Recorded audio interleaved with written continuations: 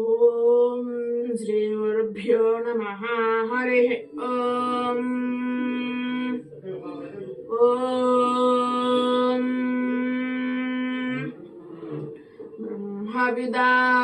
బ్రహ్మవిదాప్నోతి పరం తదేషాభ్యుక్తా సత్యం జ్ఞానమనంతం బ్రహ్మ యో వేద నిహితం గుహాయాం వరమేవ్యోమన్న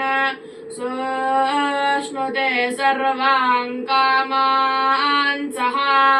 బ్రహ్మణా విపశ్చితేతి తస్మాద్వాయేతస్మాదాత్మన ఆకాశः సంభూతः ఆకాశాద్వాయుః వాయోరగ్నిః అగ్నేరాపః అద్యః పృథివీ పృథివ్యావోషధయः ఓషధేభ్యోऽన్నం అన్నాత్ పురుషः स वा एष पुरुषोऽन्नरसमयः अस्येदमेव शिरः अयं दक्षिणः पक्षः अयमुत्तरः पक्षः अयमात्मा इदं पुच्छं प्रतिष्ठा तदप्येष श्लोको भवति अन्नाद्वै प्रजाः प्रजायन्ते याः काश्च पृथिवीव श्रिताः अथो अन्नेनैव जीवन्ति अथैनदपि यन्त्यन्ततः अन्नगुं हि भूतानां ज्येष्ठम् तस्मात् सर्वौषधमुच्यते सर्वं वैतेन्नमाप्नुवन्ति येनं ब्रह्मोपासते अन्नगुं हि भूतानां ज्येष्ठम् तस्मात् सर्वौषधमुच्यते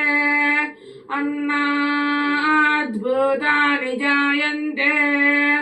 जातान्यन्येन वर्धन्ते अद्यतेऽत्ति च भूतानि तस्मादन्नं ददच्यत इति तस्माद्वायेतस्मादन्नरसमयात् अन्योऽन्तर आत्मा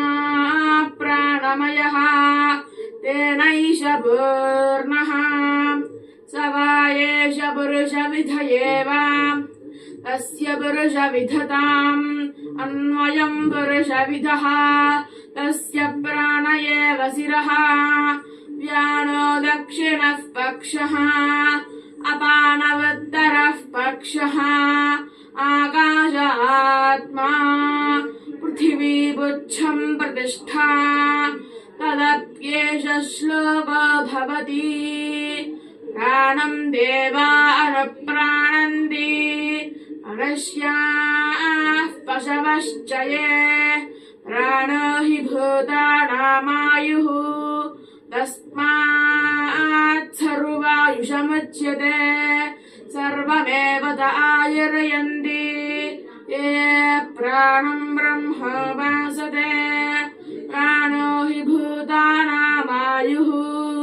तस्मात् सर्वायुषमुच्यत इति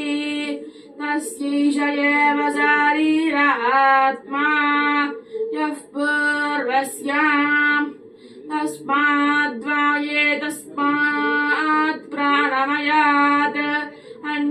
अन्योऽन्तरात्मा मनोमयः तेनैष पूर्णः स वा एष पुरुषविध एव तस्य पुरुषविधताम् अन्वयं पुरुषविदः तस्य यजुरेव शिरः ऋग्दक्षिणः पक्षः सामोत्तरः पक्षः आदेश आत्मा